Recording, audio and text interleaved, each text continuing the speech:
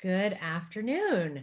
So today we have an earlier Tuesday talk than we normally do, but I am so excited because my Yale sis and my good friend Brenda Watson, who is the fantastic executive director of Operation Fuel, is joining us today. Brenda, welcome.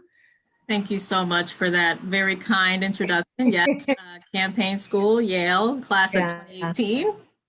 Yes, you got there. You got there before me. That was actually the year that I was hoping to be there. So I'm glad that I was able to do it last year. But the reason we wanted to talk today is because we certainly still find ourselves in a crisis. And I think it's excellent timing, and it also pairs well with a lot of the work that we do at Food Share. So I'm so excited that we had this opportunity today. And I just want to remind everyone, if you do have questions, please put them in the chat.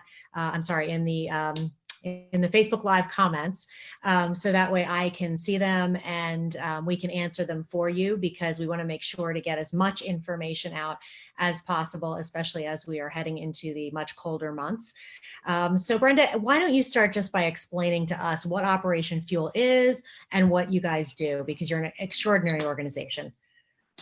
So Operation Fuel was founded over 40 years ago by our first female governor, Governor Ella Grasso. She identified that there were households who qualified for the state's energy assistance program, but there were folks who were falling through the cracks, who were considered the working poor, but not poor enough to qualify for any state-funded or federal-funded program. So she started Operation Fuel by connecting with the business community and the religious community. And we started out as a heating program for fuel only. And over the years, we've developed into a much broader organization when it comes to home energy needs. So in addition to fuel deliveries, we also provide direct bill payment assistance for electricity, natural gas, and water utilities, depending on which water district you live in. That's fantastic. And I have to say, so I moved here, I think I've told you 21 years ago. And I remember seeing it show up on my electric bill that it was, check the box for $1 for Operation Fuel. And at the time, and even up until I think a couple years ago, I did just think you guys were the heating folks, because I think that's originally because that was sort of how it was pitched on the bill. So I'm so excited to see that it has, changed and grown and become something else, because one of the other organizations that I did a lot of work with, Hands on Hartford, they started out the same way in terms of the churches and the community and getting together to help people. So it's outstanding to have that backup.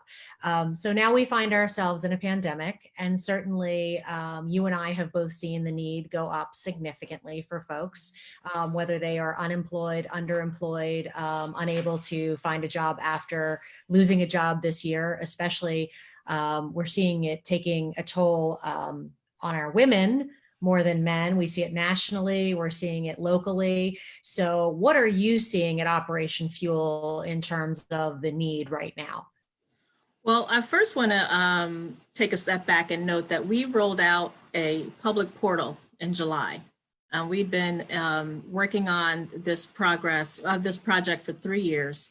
What we wanted to do was develop a system that would allow for people to apply for our assistance independent of having to make an appointment. So we wanted to ensure that folks had access to our programming 24 hours a day, 7 days a week.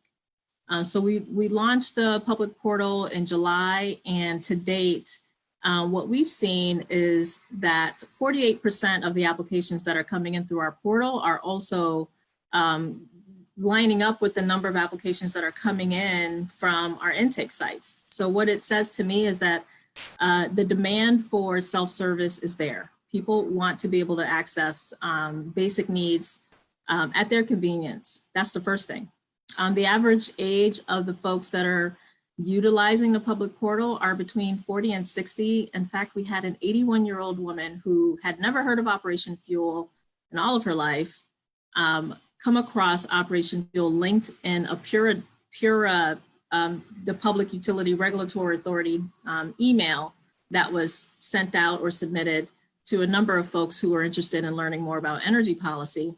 She applied for assistance via the portal, at 81 years old.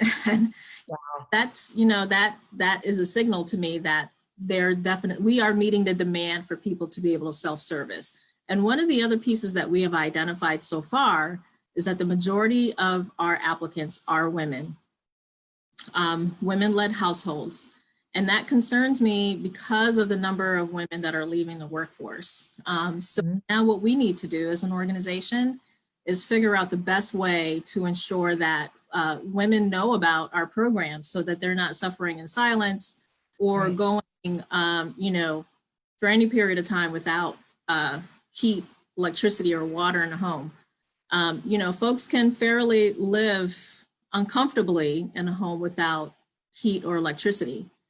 But, living in a home without water in a pandemic, especially hot water, it's a health crisis. And how can anyone feel comfortable and safe in their home without home energy? I mean, home energy is one of those pieces that it's in addition to it being a basic need, it actually opens up the opportunity for folks to have their other needs met. Being able to stay warm, being able to read, being able to take a shower, being able to cook your food, bathe your children safely. It's the nightmare stories that we hear of people engaging in behaviors that are not just harmful, but can cause death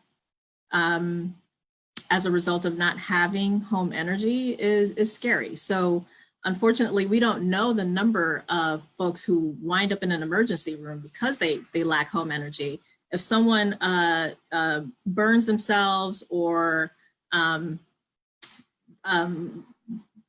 some sort of carbon monoxide poisoning in a home, when that person gets to the emergency room, the hospital is counting the incident, but they're not counting the why. And that's what's happening is people are winding up in emergency rooms unnecessarily because of home energy, and not just because folks may be mistakenly burning themselves or being impacted by carbon monoxide poisoning, but they're doing things like not running their life-saving equipment, medical equipment, when they need to because they fear the bill going up. We've had mothers who had to rush their asthmatic children to the emergency room for not using their home machines. I don't know what it's called right now, but the machines. The intubator. Yep. Yes, I mean, not intubator. I'm sorry. Oh my gosh, the word just went right out of my head because I said something respiratory related. Yes. And they need to use that equipment to keep their, keep themselves alive, and very often will minimize the use of it to keep the electric bills down. So that's a snapshot of what we are seeing, but it really startled me to see the number of women applying. It worries me that there are that many people who are not aware of Operation Fuel, especially now. Yeah, absolutely. And as we head into those winter months and the danger zone, talk to me a little bit more about where your in-person locations are, just so people are aware, because, for people who may not have access to the internet or may not have access to consistent service, I just want to make sure that people know where they can go to actually get help in person. Right. So the best way to find out where our locations are to go to 211 or go to our website. If you click on the Get Help icon or drop down, you'll be, and you type in the name of the town or city that you live in, that will connect you to the intake site that's closest to you. Okay, that's great. And for filling out it on the internet, I will say, I think that there's, even though you have to put your name in there, there's sort of an anonymity that provides in a way that going in person does not. So I think that a lot of people will find that appealing. We've heard at Rentschler Field, as we're distributing food with Food Share, that people prefer the anonymity of being able to drive through. And when you talk about these stories of people who are just unaware of Operation Fuel, I shared with you last week, I was sharing sharing the Operation Fuel information as people were waiting in line, because there were several people who said, I didn't get the tax return I thought, or I made it through 3 rounds of being laid off, but in this 4th round, I did get laid off. Again, primarily women, primarily head of household or single. We had a lot of seniors come through that were talking about their concerns. Are you going to be here in the winter? I think there's so many concerns about the winter, and that is where people, when you're talking about the emergency room, I do worry about people engaging in those dangerous things, trying to set up makeshift wood stoves or, things along those lines. It's really concerning. So. Yes, the challenge that we've had with seniors and over the course of me being here at Operation Fuel is that seniors are, they come from that generation where, you hunker down and you figure out how to take care of yourself. And, those programs, yes, they're great for other people, but not for me because I'm not poor. Right. And it's not about poverty.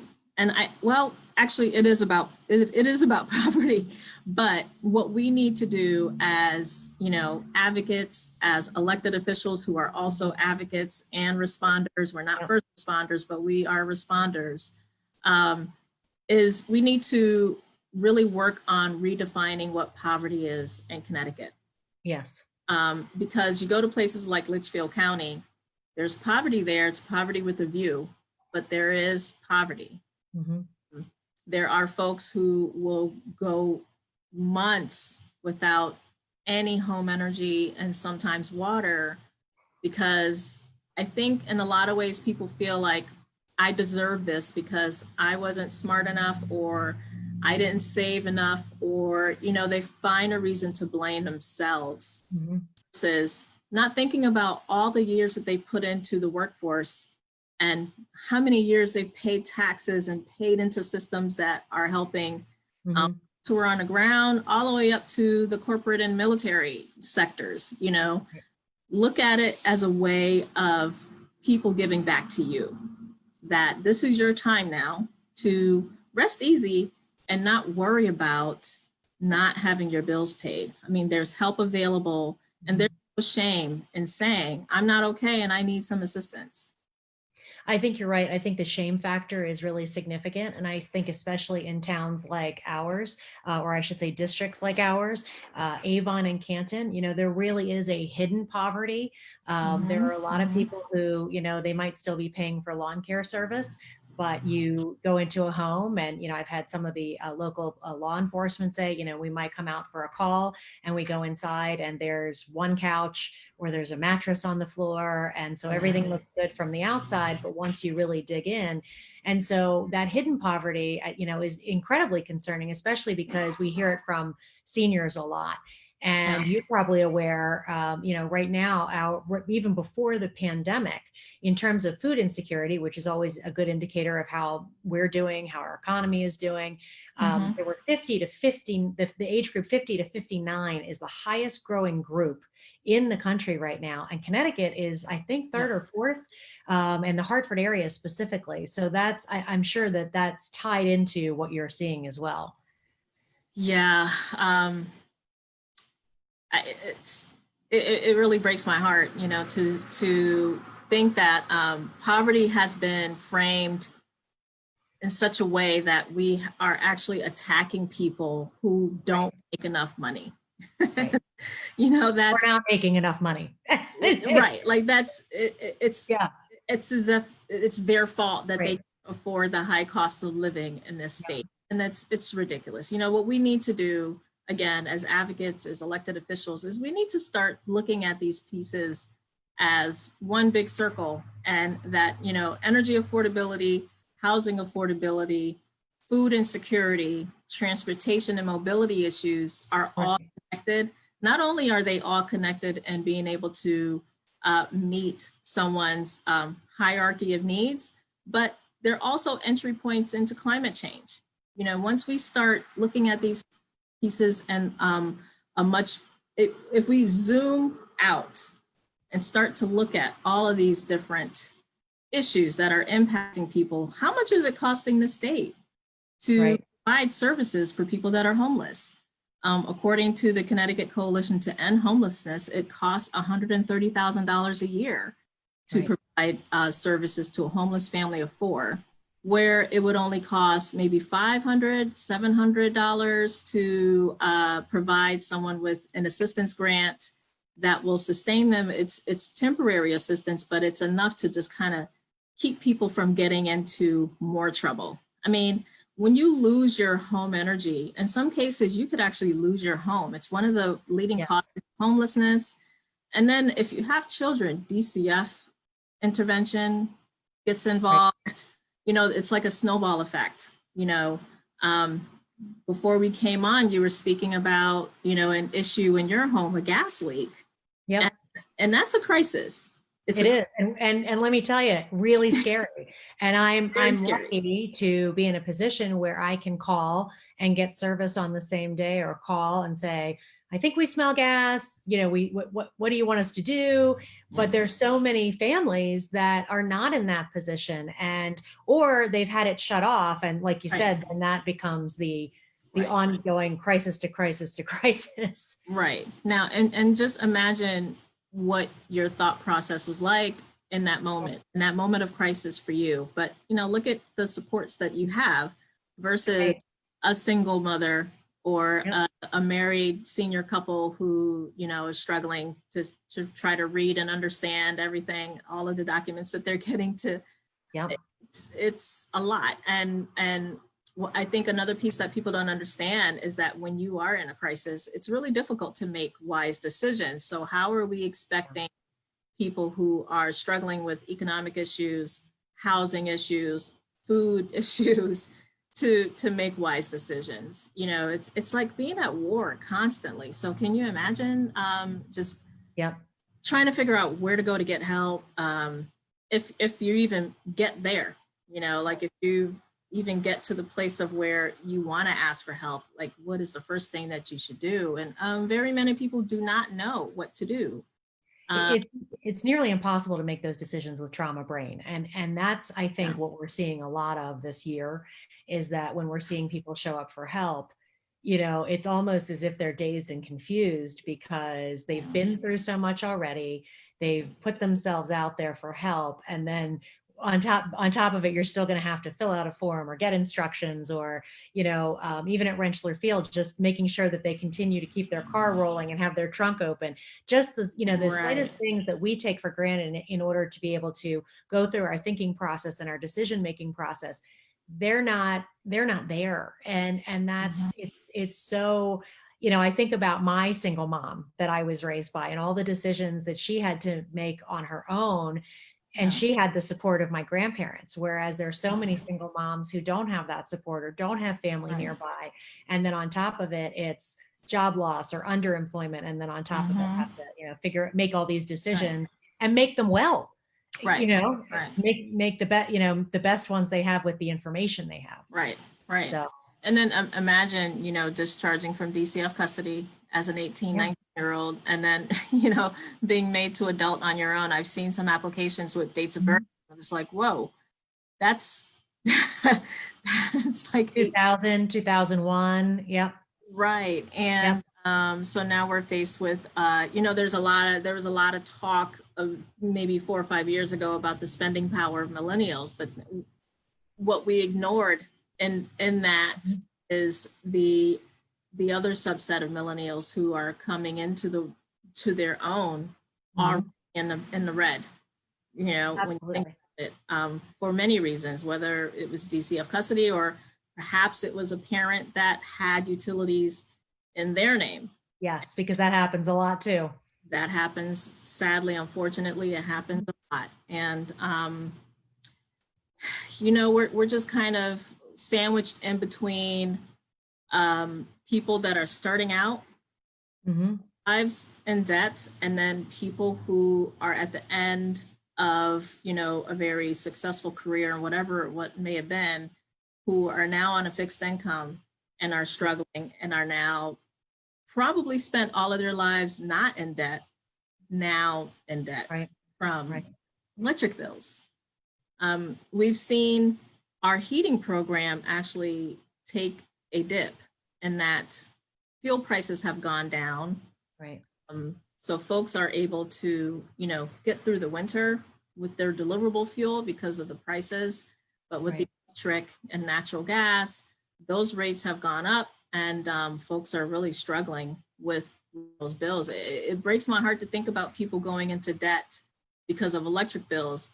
I mean, it's one of those things where, it's not a credit card bill where you're like, well, you got irresponsible with your credit card. Exactly. You're responsible for that. You need to figure out a way to pay it down.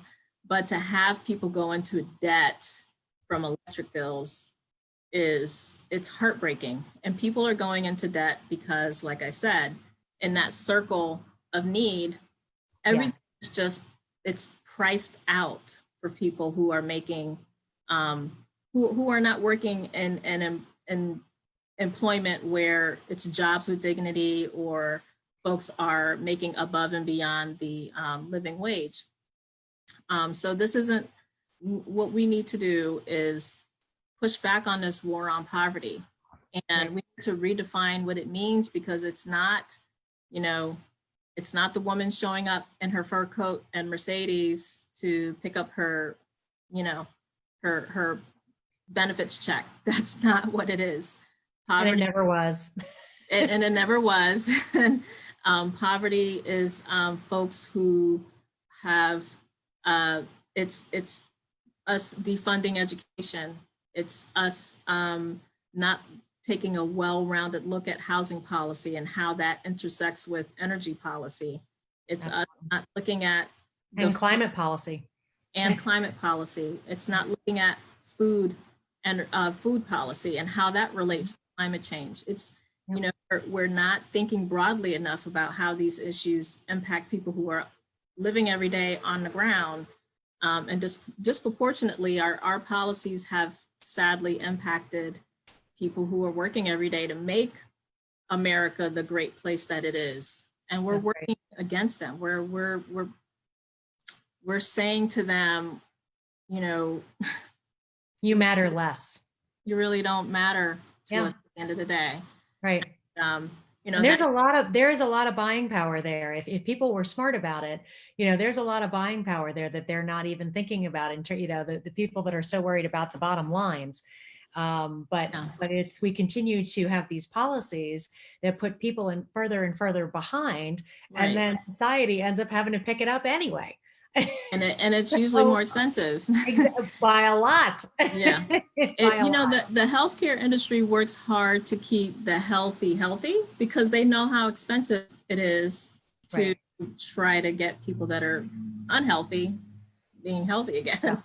Absolutely. That's why you hear the terms, harm reduction and continuum of care, because the healthcare sector and the sector that addresses folks who are in rehab, they have actually done this. They look at the full person. They look at the whole person and say, what can we do as what kind of policies, harm reduction policies, can we create, ensure that this person stays clean? Right. So that's kind of what the philosophy here at Operation Fuel is. What is the less harm that we can cause as an organization? What sort of administrative violence can we undo?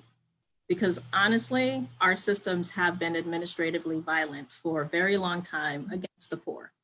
Yes. So absolutely. By something as simple as a public portal, by allowing people to apply for assistance independent of having to make an appointment.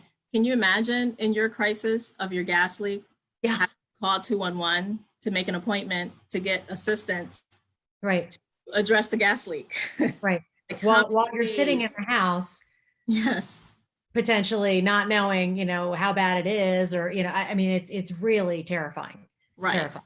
Right. So and also having to make those good decisions while your brain is freaking out. Right. So, right. And then being told on the other line, oh, well, you can get help in 30 days. Mm-hmm. Right. That's not appropriate. That's violent to me, that, people would be made to wait, or people would be made to come to where I am to access the benefit that they need, you know? Well, and in the same regard, I mean, you've heard the stories that I have, and I experienced some of it helping people getting to their unemployment claims this year. You know, the Department of Labor, in terms of the system being so old, and then people having to access it, and all these, you know, hundreds of thousands of people having to access it that have never accessed it before. So now they have an idea of what that's like when you're, you Mhm. know, when you have to go file through no fault of your own. You've gotten downsized, or you've had a, you know, a job that, you know, wasn't paying you the hours, and then you got, you know, lost that job and then had to go do this, and the hoops you have to jump through just to Right. get money out of the system you've paid into. It's, you know, because that, it was the same thing you said earlier about, you know, people being like, oh, I don't want to call and get assistance, because it's like, no, you paid into that system, you know, Right. for Right. years. Right. That was the whole, and as do employers, as do, you know, and so it's incredibly frustrating. And I think you are right to use the word violence, because it really is. It's the trauma visited on the people who have to use those systems. Right. I think the systems have been designed and built to keep resources and benefits away from people. Right. I mean, I've heard people say this, that, well, we don't want too many people applying. We actually had one of our intake sites say that I don't talk about Operation Fuel because I don't want people from Hartford moving to my town if they know that Operation Fuel is available. And I'm just like, well, your town is nearly 2 hours away from Hartford.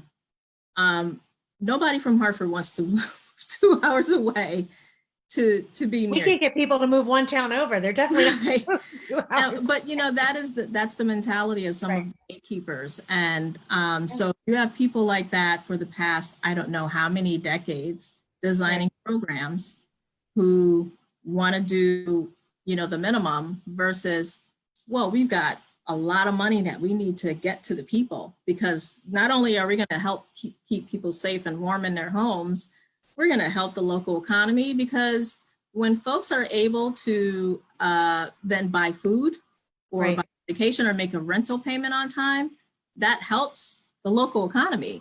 You know, Yep. folks are not, people who are struggling with the cost of basic needs are not traveling far distances for entertainment or Yep.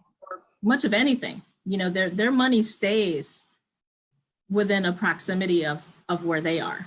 Right. And it's a much more forward thinking solution to keep them in their communities, because Right, then they support those communities that have in turn supported them. right, And the right, long-term outcomes are better. So right. it's the most win-win you could possibly get to. It's the So most win-win, and guess what? The utility companies and the fuel vendors, they get the money that they would not have gotten because the correct. customer can't afford to pay. So Yep. there's a triple bottom line there. Mm-hmm. I think that once we start framing that message, that, you know, organizations like Operation Fuel, Food Share, all of these organizations they're these little microeconomic development tools that um, are rooted in providing folks with basic human needs. It's a good thing. And it's short term. The majority of the folks that are using it, they're not staying on it forever. That's the other Right, fallacy that we absolutely have to break down, because right, there's perception like, oh, these people are on the dole, or, you know, other phrases of like, oh, well, they've been at this for years. That's just not. And I have to tell you, for me, the seniors piece of this really makes me crazy, because I'm looking at people who are, you know, my grandmother's about going to be 89 in about 6 months. My grandfather's turning, my gosh, is it 96? He's turning 96 at the end of November. And I've got a great aunt who's in, you know, 89. And yes, they planned well and whatever. But when I'm looking at a lot of these people who are accessing services that yep. are seniors, I mean, a lot of them are the greatest generation. They serve their countries, they're veterans, you know, or they're married to a veteran, you know, and this is not money mismanagement. We don't know all their stories, but there's cases of medical bankruptcy. There's all these cases. But the fact that we are the greatest country in the world and we're not providing these basic needs for our seniors is unconscionable to me. Right. So, you know, or assisting families that have children that we want to go on to have healthy outcomes. We need them to be fed and in warm houses or in, and honestly, it's even beyond the heat. You know, I had a discussion with someone, they said, well, are they paying for air conditioning too? And it's like, people die without air conditioning in heat waves. Growing up in Washington, D.C., that was a frequent occurrence. You would hear about that. Yes. So, you know, that is not a luxury. That is a life-saving thing. That's why we open cooling centers. And that's very much for our seniors and our kids or our immunocompromised folks. So again, Yeah. you know, this pandemic, crisis and opportunity, right? It has shown and laid bare so many of these systems that need to be, you know, shored up. Right. And that's why organizations like Operation Fuel are so critical, because they've already been doing the work, and they can, and you can tell us what the necessities are. We had a gentleman who happens to be one of our partners, who was very critical of Operation Fuel for providing assistance in the summer. And he's like, I don't understand why you're not saving, you know, those resources for winter, until he developed a heart condition. He developed a heart condition, and it required him to be in a certain temp, air-conditioned space. Yep. Otherwise, he could wind up in an emergency room. And then he, like, you know, came to me, you know, humble pie, and was like, I see why you're providing assistance. He's like, it wasn't until I had my condition where I realized my program is needed. And yes, cooling is not a luxury. People are at risk of death more in the summer than they are in the winter. And I think a lot of people don't understand that. Or heat stroke, not even death, heat stroke. And it's one of those things that sneaks up on you. You don't know that it's happening, especially if you're a, you know, healthy young person, middle-aged person. You're not, you know, maybe you run marathons all the time and you're just kind of going about your day, not knowing that you're suffering from heat stroke. And for older seniors who, as you know, and you know, I know from, we have a mutual friend whose father, and I can tell you from my grandfather, they don't want to drink their water, so then they're dehydrated, and you know, and of a certain age, and I understand because plumbing works a little differently, but at the, you know, at the same time, it's like you're already in a state of dehydration that you're not aware of. Yep. And so then add that heat in, and it really is something. So I just want to, because we're going to wrap up here shortly, but I want to say, what can people do if they'd like to help? Maybe talk a little bit also about your unbelievably wonderful event that I love, the Ice House in January also. Thank you for that. But before we do that, I wanted to also touch on the impact that home energy affordability has on people living with disabilities. That's a layer of issues for people who are struggling.